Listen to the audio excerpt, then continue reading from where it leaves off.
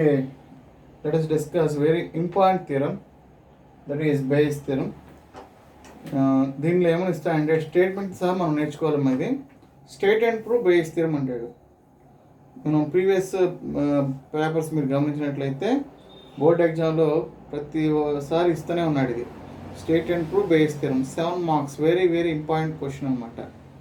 So మనం ఈ theorem నేర్చుకోవాలంటే యాక్చువల్గా ప్రాబ్లం ఆల్రెడీ చేసుకుంటే ఈజీగా చేసుకోవచ్చు. యాక్చువల్ థియరం నుంచి ప్రాబ్లం వెళ్తాం, బట్ ప్రాబ్లం ముందర కనుక అర్థం అయితే అసలు ఏంటనేది కాన్సెప్ట్ ప్రాబ్లంలో అర్థం చేసుకోగలిగితే ఇది వచ్చేస్తుంది ఈజీగా థియరం. ఏంటంటే అక్కడ మీరు జాబ్ చూడండి, ఇక్కడ 1 2 3 3 బ్యాగులు ఉన్నాయి. మనం ఆల్రెడీ మనం ప్రాబ్లం చేస్తున్నాం, డిస్కస్ చేసాము. మనం ముందు క్లాస్లో డిస్కస్ చేసాము. ఇక్కడ 2 వైట్ బాల్ 4 బ్లాక్ బాల్ ఉన్నాయి, 5 వైట్ 6 బ్లాక్ బాల్ ఉన్నాయి, 3 వైట్ 2 బ్లాక్ బాల్ ఇలా ఉన్నాయి. B1 B2 B3 3 బ్యాగులు ఉన్నాయి. సో నేనేం చేస్తున్నానంటే ఇక్కడ చూడండి, B1 B2 B3 బ్యాగులు, వాటిలో వైట్ బ్లాక్ ఉన్నాయి ప్రతి బ్యాగ్లో కూడా. నేను ఒక వైట్ బాల్ డ్రా చేశాను. ఈ అనేది వైట్ బాల్ డ్రా చేశాను. నేను ఒక వైట్ బాల్ డ్రా చేయడం జరిగింది. అయితే నేను డ్రా చేసిన వైట్ బాల్ పర్టికులర్గా సెకండ్ బ్యాగ్ నుంచి వచ్చే ప్రాబిలిటీ ఎంత అంటే ఇలా అంటాం కదా, మనం ఆల్రెడీ ఇది రాస్తాం. చూడండి ఏమన్నాము, వైట్ బాల్ డ్రా చేశాను, అయితే పర్టికులర్గా సెకండ్ బాక్స్ నుంచి బ్యాగ్ నుంచి కావాలి. వైట్ బాల్ డ్రా చేయడం జరిగింది, అయితే మనం డ్రా చేసిన వైట్ బాల్ పర్టికులర్గా సెకండ్ బ్యాగ్ నుంచే కావాలి అన్నాను. అంటే ఏం రాస్తాం మనం చూడండి, వైట్ బాల్ డ్రా చేసామంటే ఫస్ట్ బ్యాగ్ సెలెక్ట్ చేసి ఆ ఫస్ట్ బ్యాగ్లో నుండి వైట్ బాల్ తీసి ఉండొచ్చు, లేదా సెకండ్ బ్యాగ్ సెలెక్ట్ చేసుకొని సెకండ్ బ్యాగ్లో నుండి వైట్ బాల్ తీసి ఉండొచ్చు, లేదా థర్డ్ బ్యాగ్ సెలెక్ట్ చేసుకొని థర్డ్ బ్యాగ్లో నుండి వైట్ బాల్ తీసి ఉండొచ్చు. ఇప్పుడు నాకు ఎక్కడి నుంచి కావాలి, సెకండ్ బాక్స్ నుంచి కావాలి కదా. So P(B2) into P(E)/B2. ఇది మనం ప్రాబ్లమ్స్లో మరి డిస్కస్ చేస్తున్నాం. ఏమన్నాను, ఒక వైట్ బాల్ డ్రా చేయడం జరిగింది, అయితే ఈ డ్రా చేసిన వైట్ బాల్ పర్టికులర్గా సెకండ్ బాక్స్ నుంచి కావాలి. ఎలా, వైట్ బాల్ డ్రా చేసాము అంటే ఫస్ట్ బ్యాగ్ సెలెక్ట్ చేసుకొని ఫస్ట్ బ్యాగ్ చూస్ చేసుకొని ఫస్ట్ బ్యాగ్లో నుంచి వైట్ బాల్ డ్రా చేసి ఉండొచ్చు, లేదా అంటే or plus second bag select చేసుకొని సెకండ్ బ్యాగ్లో నుంచి వైట్ బాల్ తీసి ఉండొచ్చు, ఆర్ అంటే ప్లస్ థర్డ్ బ్యాగ్ సెలెక్ట్ చేసుకొని థర్డ్ బ్యాగ్లోంచి వైట్ బాల్ తీసి ఉండొచ్చు. అయితే నేను అడుగుతుంది ఏంటి, white ball from particular second box నుంచే కావాలన్నా కాబట్టి అది పైన రాశాను. దీన్ని థియరంకి అప్లై చేసి చూడండి. అంటే థియరం ఏం చెప్తున్నాడు చూడండి, ఇక్కడ ఏంటంటే థియరం ఇలా చెప్తాడు. ఇక్కడ ఏంటి, ఇక్కడ 3 బ్యాగ్లు అన్నాను కదా, థియరంలో ఏం చేస్తున్నాడు అంటే వాడు n బ్యాగ్స్ తీసుకుంటున్నాడు. అంటే ఇదో బ్యాగ్ సో n బ్యాగ్స్ ఉన్నాయి అనమాట. ఇట్లా B1 B2 n బ్యాగ్స్ ఉన్నాయి. వాటిల్లో ప్రతి దాంట్లో వైట్ బ్లాక్ ఉన్నాయి అనుకుందాం. అయితే ఒక వైట్ బాల్ డ్రా చేశాడు, ఈ డ్రా చేసిన వైట్ బాల్ కేత్ బ్యాగ్ నుంచి కావాలి. ఇక్కడ ఏమన్నాను, white ball from second box అన్న, white ball from kth bag నుంచి కావాలి. White ball from kth bag. థియరంని ప్రాబ్లంలా చేసినట్టుగా అర్థం చేసుకోగలిగితే ఇది చాలా ఈజీ రాయొచ్చు.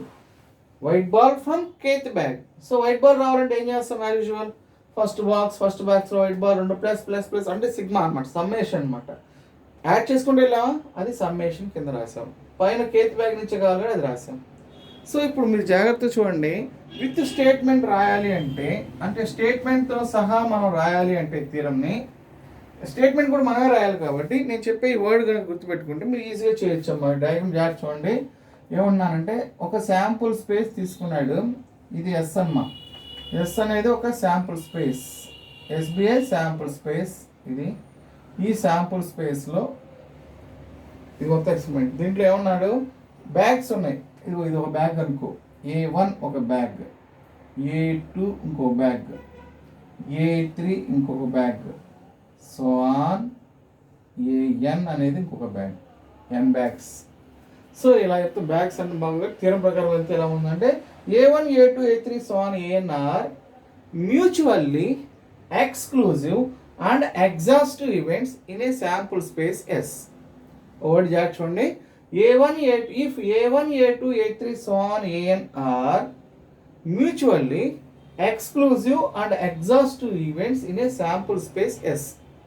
ఈ వర్డ్ అంతా రావాలి, మ్యూచువల్లీ ఎక్స్క్లూజివ్ అండ్ ఎగ్జాస్టివ్ అంటే అర్థం ఏంటి, మ్యూచువల్లీ ఎక్స్క్లూజివ్ అంటే అర్థం ఏంటంటే A1 A2కి ఇంటర్సెక్షన్ లేదు, A1 వేరు A2 వేరు, A2కి A3కి కామన్గా ఏముండదు, A3 A4కి కామన్గా ఏముండదు. సో అన్నీ కూడా మ్యూచువల్లీ ఎక్స్క్లూజివ్ అంటే ఇంటర్సెక్షన్ 5 అనమాట. ఇంటర్సెక్షన్ 5 ఏమి లేదు, జీరో అని అర్థం. అంటే A1కి A2కి ఇంటర్సెక్షన్ లేదు, A2కి A3కి ఇంటర్సెక్షన్ లేదు, మ్యూచువల్లీ ఎక్స్క్లూజివ్ అంటే అర్థం అది. ఎగ్జాస్టివ్ అంటే వీటన్నిటిని జాయిన్ చేస్తే శాంపుల్ స్పేస్ వస్తుంది. సో వర్డ్ జాగ్రత్త, if A1 A2 A3 so on AN are mutually exclusive and exhaustive events in a sample space S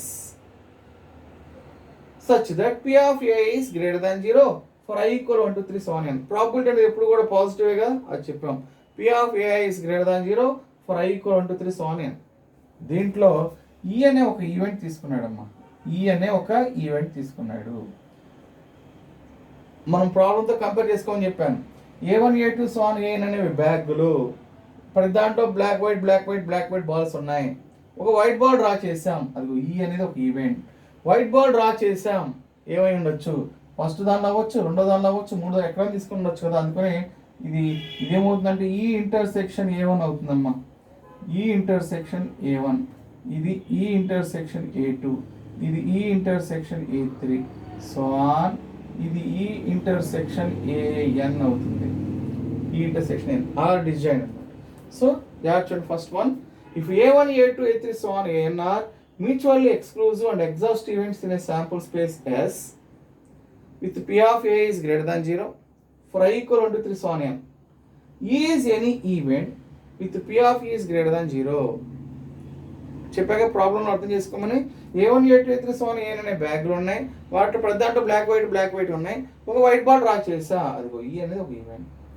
ఆ వర్డ్ అర్థం చెప్పాను కదా. మ్యూచువల్లీ ఎక్స్క్లూజివ్ అంటే ఏకి బికి ఇంటర్సెక్షన్ 5, బీసీ ఇంటర్సెక్షన్ 5, అంటే A1కి A2కి ఇంటర్సెక్షన్ లేదు 5, A2కి A3కి కామన్ ఇంటర్సెక్షన్ ఏం లేదు 5. సో ఎగ్జాస్టివ్ అంటే మొత్తం కలిపితే ఎస్ అనమాట, అదే అర్థం. అయితే ఏమడిగాడు, P of AK by E equal to P of AK by E equal to కింద డినామినేటర్లో సిగ్మా ఈక్వల్ ఉంటుంది P of A into P of E by AI, పైన P of AK into P of E by AK రాసాం. అంటే already అక్కడ discuss చేస్తున్నాం ఏంటది, first బ్యాగ్లో తీసుకోవచ్చు, ప్లస్ రెండో బ్యాగ్లో సెలెక్ట్ చేయొచ్చు, అట్లా అనమాట సమ్మేషన్ ఇదంతా. కింద పైన కేత్ బ్యాగ్ నుంచి కావాలి కదా, అది రాసాం. మీకు ప్రాబ్లం అర్థమైంది, ఇది వచ్చేసిద్ది. సో చూద్దాం, ఫస్ట్ స్టెప్ అర్థమైంది కదా. ఈ స్టెప్ మీరు రావాల్సింది, మనకంతా కూడా రావాల్సిందేనమ్మా. ఈ స్టేట్మెంట్ మొత్తం మనమే రాయాలి. A1 A2 A3 ఇదిగోండి, ఇక్కడ డయాగ్రమ్ అర్థమైంది, మీకు ఈజీగా ఉంటుంది. A1 A2 A3 so on AN are mutually exclusive and exhaustive events. ఇదిగోండి నేను ఇలా రాసా, ఇదంతా కూడా హారిజాంటల్ గీసా. సో ఇది దీనికి సంబంధం లేదు, చూడండి ఇదంతా వైట్గా ఉంది, దీనికి సంబంధం లేదు అట్లా. సో సిన్స్ ఇది రాస్తున్నాను ఫస్ట్ స్టెప్, సిన్స్ ఇక్కడ ఉన్న దానికే రాస్తున్నాను. ఫస్ట్ స్టెప్ ఏంటి, A1 A2 A3 so on AN are అదే మనకి రాస్తున్నా, A1 A2 A3 so on AN are mutually exclusive and exhaustive events. E1 A2 A3 so on AN are mutually exclusive and exhaustive events in a sample space S. In a sample space S. It follows that, దీని నుంచి ఏం రాసుకోవచ్చు మనం, it follows that ఏమంటామా, union of I is equal to 1 to n, AI is equal to S. Mutually exclusive and exhaustive events అంటే అర్థం ఏంటంటే, mutually exclusive అంటే ఇంటర్సెక్షన్ ఏమో 5, ఎగ్జాస్టివ్ అంటే యూనియన్ ఏమో S అవుతుంది. అంటే వీటన్నిటిని జాయిన్ చేస్తే శాంపుల్ స్పేస్ వస్తుంది, ఒకదానికొకటి ఇంటర్సెక్షన్ లేదు, అది జాగ్రత్త మైండ్లో పెట్టుకోండి. It follows that union of I equal ఉంటే A ఈక్వల్ టు S, అంటే A1 union A2 union A3 union so on AN equal to S, మొత్తం శాంపుల్ స్పేస్ వస్తుంది. యూనియన్ ఆఫ్ I ఈక్వల్ ఉంటే A equal to S and A1 comma A2 comma A3 so on AN are mutually disjoint, ఒకదానికొకటి intersection లేదు, mutually disjoint, ఒకదానికొకటి సంబంధం లేదు, intersection 5.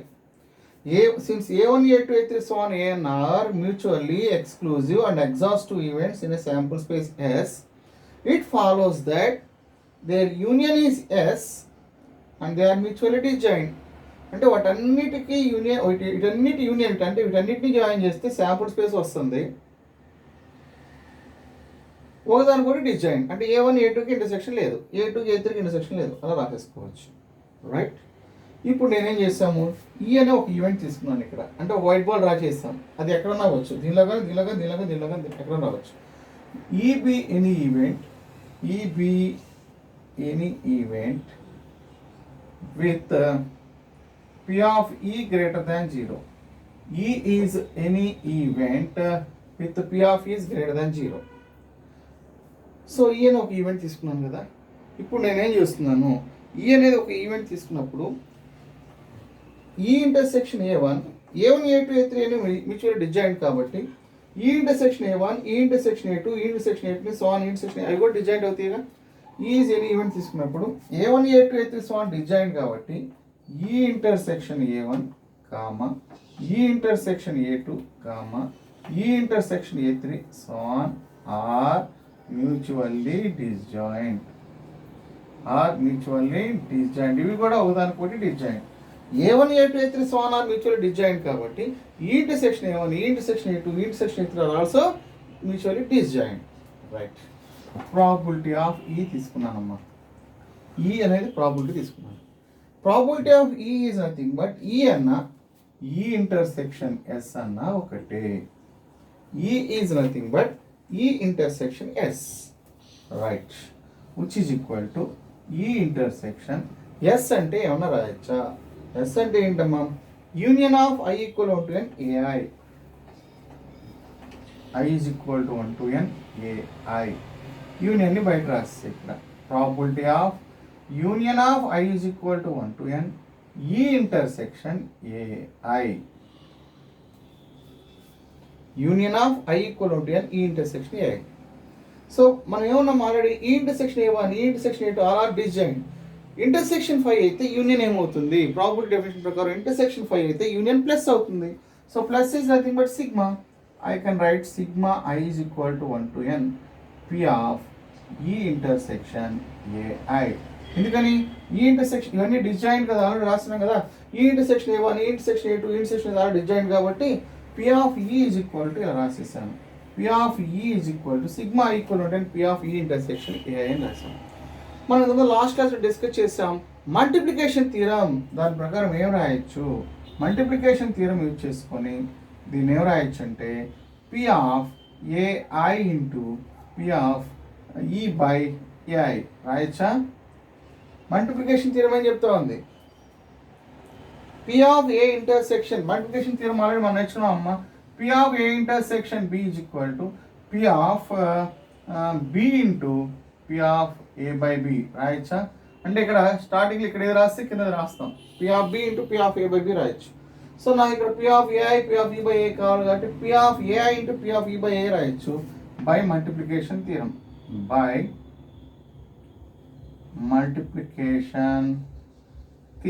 Multiplication theorem ప్రకారం P of E అంటే రాయొచ్చు. I'm taking this as equation 1. Right. Half part వచ్చేసింది చూడండి, హాఫ్ పార్ట్ అంటే కింద పార్ట్ వచ్చేసిందా, సిగ్మా ఈక్వల్ ఉంటే P of AI P of E by A వచ్చేసింది. రైట్.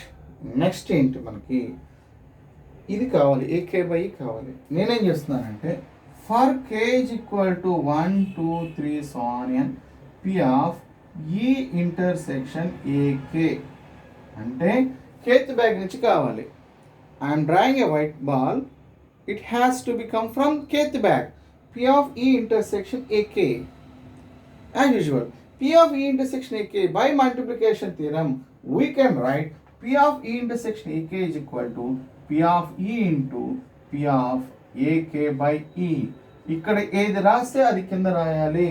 అదిగో ఇక్కడ B రాసా A by B, లేదా A రాశాను A by B, B by A. గుర్తుందా? This is multiplication theorem. Already we have proved in the previous video. Already prove చేసాం.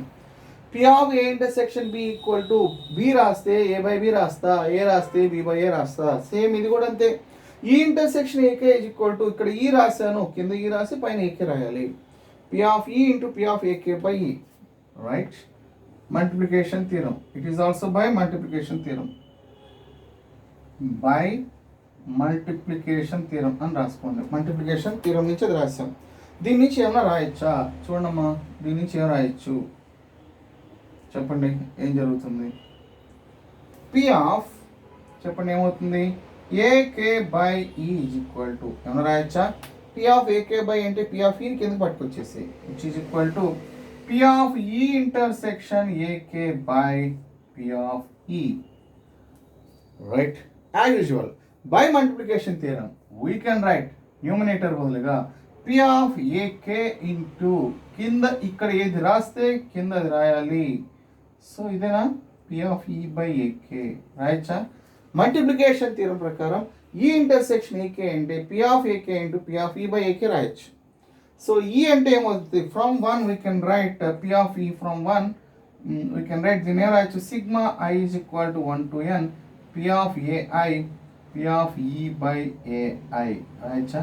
ఇదేమో from 1 నుంచి రాసేసాను, ఇదేమో ఇది ఇప్పుడు బై మల్టిప్లికేషన్ థియరం అంతేనా, బై మల్టిప్లికేషన్ థియరం నుంచి రాసేసాను. రైట్, హెన్స్ ద థియరం, ఇదే థియరము. సో ఇక్కడ మనం ప్రాబ్లంలా గుర్తుపెట్టుకుని చేసేయచ్చు థియరం ఈజీగా. ఇవి చిన్నది మీ ప్రాబ్లంతో కంపేర్ చేసుకున్నప్పుడు థియరం ఈజీగా అర్థమవుతుంది. ఏంటది, A1 A2 A3 ఇవన్నీ బ్యాగ్లు అనుకోండి.